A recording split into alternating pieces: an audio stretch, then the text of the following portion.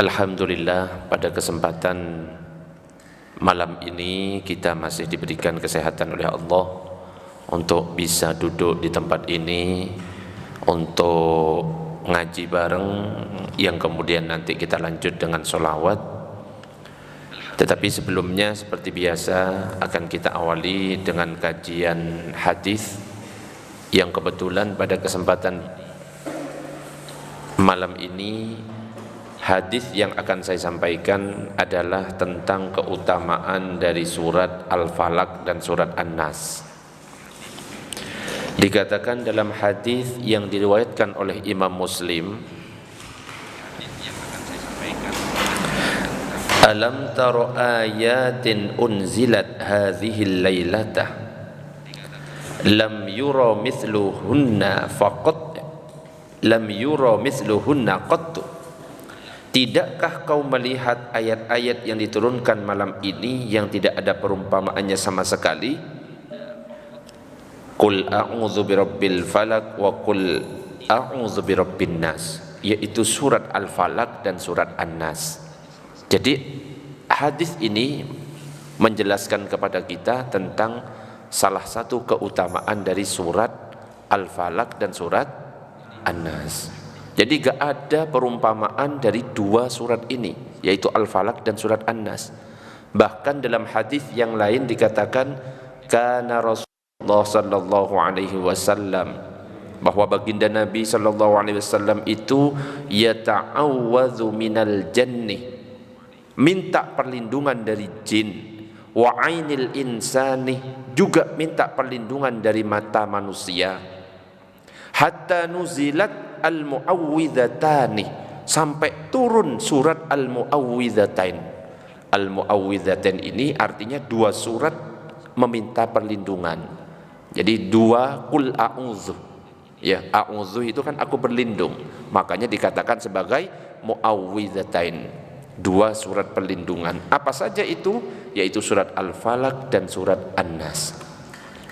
Falamma nuzilata, ketika dua surat ini turun, yaitu surat Al-Falaq dan surat An-Nas turun, akhadha bihima, maka Nabi itu mengambil dua surat ini, wa taraka ma siwahu, dan meninggalkan selainnya.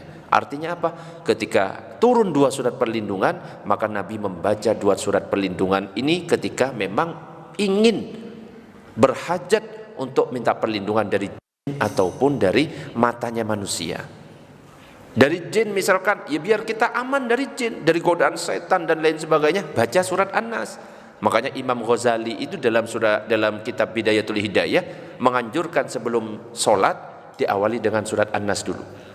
A'udzubillahi minasyaitonir rajim. Bismillahirrahmanirrahim. Qul a'udzu birabbin nas, malikin nas, ilahin nas. Itu Imam Ghazali. Baru nawaitus, kok nawaitus ya? Apa sih? Usolli fardhu dhuhri, ya, bukan nawaitu ghusla li raf'il hadatsil akbari. Itulah mandi junub, ya, kebanyakan mandi junub, jadi yang muncul itu repot lah. Atau nawaitu shauma ghadin, bukan, ya, usolli, ya. Jadi surat An-Nas baru niat. Nah, untuk minta perlindungan dari jin, dari setan dan lain sebagainya, baca surat An-Nas, baca surat Al-Falaq. Juga ingin perlindungan dari manusia, makhluk ciptaannya, baca juga surat Al-Falaq dan juga surat An-Nas. Bahkan kadang-kadang pandangan kita ini kadang-kadang bisa membahayakan orang yang kita pandang.